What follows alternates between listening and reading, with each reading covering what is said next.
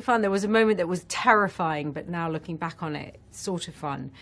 So the horse that I rode, I had to learn to ride side saddle, which was a first, which is challenging in a corset and a big dress. But he had been trained on Game of Thrones to die when you pulled his left rein very sharply, which I didn't know. It was nobody's fault. I mean, Camilla, who trains the horse, she's an exemplary horse trainer, but it was just like a random thing that happened. So I canted out of shot and stopped and pulled the left rein, and he very gracefully buckled his front legs and his back legs and died on his left side, which is the side that I was on, under me, and everyone went very... It was a terrifying moment because I didn't know if I'd get crushed, but I was fine. I lived to tell the tale. Is that funny? Funny, no, but it's eventful. Eventful. The lady who was in charge of the horse was the same one as we have in Thrones, you know, and I think the horse might have been one that I had mounted during the course of the last 7 years. Apparently, that was why the horse knew how to play dead, because it learned it for Game of Thrones. Really? Yeah. There you go. Didn't recognise you. No, I didn't recognise it. For Louise, her primary motive, or she'd like to think for herself, is Philip and his well-being, because she loves him like a brother, and later in life, like now, loves him and wants to be with him. But so therefore, she has kind of a lot of jealousy and bits of resentment towards Rachel. But I do think that she kind of has this strong moral compass whereby she would never want to let that affect her, and she would never want to kind of push that on Philip.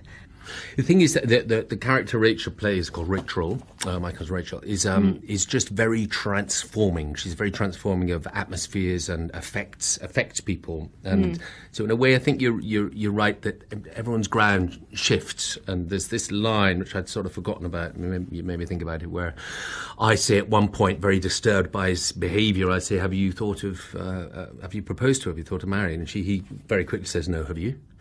And sort of throws it back, and is sort of highlighting the fact that I've been rather seduced by her, and kind of, you know, my world slightly lights up, my own little world, that you know, his character, when she's present, and she does that. And it's a romantic, gothic, dark, suspenseful, mysterious thriller.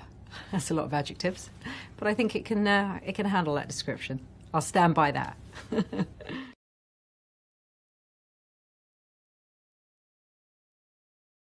At all. I'm playing a guy who's overburdened with work and has an impossible task to do, because he's given completely, you know, unrealistic targets by his government. It's of something like Game of Thrones, and, you know, a benefit of all those jobs that pay you handsomely is that you are able to do work for other reasons. You know, I mean, a lot of theatre work is, you know, you're doing it for the writing. You're not doing it to pay the mortgage of your house. You're doing it for other reasons because you care. And this is a subject which you know, I care about. I felt useless around, and I don't. You know, I don't make any claims other than it's allowed me to be part of something that I think is a really important subject, and to try and lend weight to it. And I think it'll be a really strong film.